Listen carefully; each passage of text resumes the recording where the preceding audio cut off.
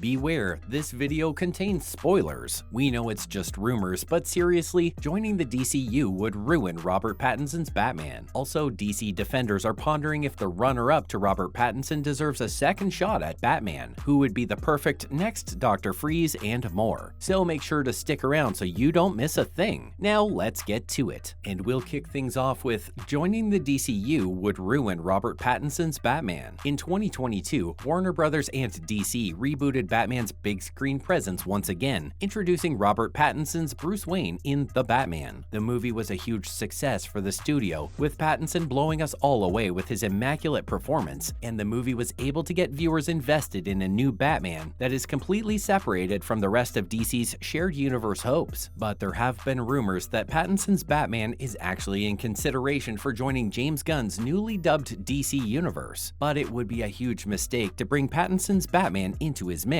and this is why. The biggest reason The Batman is such a hit is because it did such an excellent job setting up a separate universe. Matt Reeves was able to create this universe entirely on his own because he didn't have to worry about the connections to the DCU and how Batman's story could affect the Justice League and future franchise plans. This means that Reeves was even able to begin developing a shared Batman universe, planting seeds for several spin-offs and sequels along the way. And while Gunn's work on Peacemaker and The Suicide Squad do suggest that there may be an interest for more mature material coming from DC, if they truly decided to apply the dark tone of the Batman to the rest of the universe, they would just repeat a previous DCU failure. Even though Gunn denies that they're pulling the Batman into the DCU, it's clear that they are missing a Batman. But if they hope to be successful with their universe reboot, they better leave the Batman alone, don't you agree? Following, DC defenders ponder if the runner-up to Robert Pattinson deserves a second shot at Batman. When the news broke that Robert Pattinson was going to be the next Batman, there were a lot of naysayers and just as much backlash over the decision. But as it turns out, we know nothing, and the casting was perfect. Pattinson absolutely pulled a rabbit out of his hat with his portrayal of Bruce Wayne/Batman in The Batman. But can we be blamed for thinking that the Twilight Star just sounded like a really weird choice for Batman? Well, he wasn't the only one who was in the running for the coveted role. Apparently, X-Men star Nicholas Hoult had been under consideration as well. There have been mixed responses to the revelation that Hoult was almost the new Batman, and has fans wondering whether or not Hoult actually would be fit for the part, not looking at his previous filmography, but rather his looks. And when it comes down to it, there's just something about the way Hoult looks that just doesn't quite tick the basic Batman boxes. There's no chiseled jawline or chin for one, which pretty much rules him out immediately. What is Batman without his clenched jaw and broad shoulders? Still, could Hoult have fulfilled another role in The Batman? As one fan pointed out, Cillian Murphy once went up for the role as Batman and ended up being cast as Scarecrow instead, and they really couldn't have gone for a more perfect Dr. Jonathan Crane than Murphy. So maybe Hoult could have gone down a similar road. What do you think? Next up, who could portray the next Mr. Freeze? If there's a character who is ready for another big screen appearance, it's Mr. Freeze. But casting someone who will bring the Batman villain to life in James Gunn's DC universe isn't as easy as it sounds. Gunn's reboot of the DCU means that there's a plethora of new opportunities for some of DC's greatest characters to be given a brand new live-action iteration for the big screen. And why not give the long-ignored Mr. Freeze another chance? His ice-based superpowers absolutely make him a genuine threat to Gotham City. There's a reason the iconic King of Cold has been a fan-favorite villain ever since his appearance in Batman the Animated Series, and the subsequent direct-to-video, both of which greatly expanded upon what was formerly known as a rather one-dimensional character. But despite his undeniable popularity, Dr. Freeze has yet to receive a live-action adaptation that actually does him justice. And what time would be better to reverse this unfortunate trend than during Gunn's current overhaul of the entire universe? There are quite a few actors around who would be perfect for the role. Zachary Quinto, for example, showed his uncanny ability to add a chilling element to any scene in which he is involved. In 2022's season of American Horror Story, he would make a perfect Mr. Freeze. Or what about Adam Driver, who manages to stand out in pretty much any movie he's involved in? And then there's always Matt Smith, who has more than proven his ability to portray a conniving, murderous villain that audiences still can't help but love. Who else would fit the role of Mr. Freeze, do you think? Next, we've got a little more in store for you. How do you think The Flash can still connect 2023's movies to James Gunn's DC universe? New reports hint at what franchises may remain, and we wonder who would be the perfect Poison Ivy. So don't go anywhere until the end of the video. Now let's continue. First up, how The Flash can still connect 2023's movies to James Gunn's DC universe. It's true that The Flash has already seen more than its fair share of troubles, and it's not fair to ask even more of the upcoming movie, but there is still a possibility that The Flash will turn out to be the most important movie to connect the DCEU to James Gunn's new DCU, because after years of being in developmental limbo, The Flash has found itself with the unforeseen responsibility to do just that. The Flash will be the first feature movie that revolves around DC's legendary Scarlet Speedster, and is expected to explore the multiverse in a Flashpoint-level event, mirroring the notorious storyline of the same name. Now, it's also true that The Flash went into development long before Gunn took over, and his plans for the DCU don't go into effect within the movies themselves until the 2024 slate, so it's easy to assume that none of 2023's DC movies will tie into the new era of the franchise in any meaningful way. But what if that's a wrong assumption? It's expected that The Flash will loosely adapt the event from the 2011 Flashpoint comics, a storyline that was used to reboot the DC Comics universe into what is now known as the New 52. So a Flashpoint-centered storyline offers something unique. It allows for The Flash to start in DCEU's current continuity, yet end in a new timeline altogether. Because the beauty of Flashpoint is that it doesn't have to be consistent. It would allow Gunn to keep anything from the DCEU that worked, while also replacing everything else that failed for his reboot. It's perfect. What do you say? Next up, a new report hints at which franchises may remain. A newly released report about the future of the DC universe hints at which of the existing DC franchises and shows may remain as a part of the planned franchise reset that James Gunn and Peter Safran have prepared. With Wonder Woman 3 having been scrapped and Henry Cavill officially not coming back as Superman in favor of a recast, fans have started to fear that we'll lose everything in this process of rebooting the DCU. But in an interview with Variety, Peter Safran and James Gunn have assured us that their plans are for a broad but not blanket reset of the DCU. This could mean that existing franchises like Shazam, Aquaman, and the HBO Max series Peacemaker, as well as the upcoming Blue Beetle, could be kept as part of the reset. And with other reports having come to the surface claiming that some executives have decided to give Ezra Miller another chance, now he's kept himself out of trouble and gotten help with his mental health struggles, it seems all but officially confirmed that there is more to the story of The Flash to tell as well. In any case, Gunn and Safran really have their work cut out for them, and it won't be easy to decide what's worth saving and what will have to go. Hopefully, they're able to keep their promise that, even though they won't be able to keep everyone happy every step of the way, their main goal is to do what is right for the characters. Do you believe them? And now, who could portray Poison Ivy? We've talked about Mr. Freeze deserving a second chance, but let's not forget about the green-thumbed nemesis Poison Ivy, who is an exciting possibility to join James Gunn's DCU. This plant-based supervillain hasn't appeared in a live-action movie since Joel Schumacher's much-maligned Batman and Robin, in which Poison Ivy was portrayed by Uma Thurman. Wouldn't it be great if she finally found her place in the larger cinematic universe of the new DC universe, and all the possibilities that come with belonging to an up-and-coming franchise? Just imagine Ana de Armas taking up the role, an actor who has appeared in several major feature movies in recent years, proving that she is one of Hollywood's fastest rising stars of the moment. Or what about Jodie Comer? She has yet to attach herself to one of the major franchises, but her breakout role of the almost redeemable Villanelle in Killing Eve has one of the prime reasons to argue that Comer would make a perfect Poison Ivy. But then again, you can't go wrong with Emma Stone, can you? Not only does she possess many similar physical characteristics with the comic book version of Poison Ivy, including that beautiful red hair, but Stone has also proven on numerous occasions that she can deliver a staggeringly complex portrayal of pretty much anything you give her. The possibilities are almost endless, and if Gunn does decide to pull Poison Ivy into his DCU, he'll have more options for casting than he'll know what to do with. Who do you think would be the perfect Poison Ivy? And that's all for now. Do you agree that it would be a bad idea to bring Robert Pattinson's The Batman into the DCU? Let us know in the comments what your thoughts are, and thanks for watching.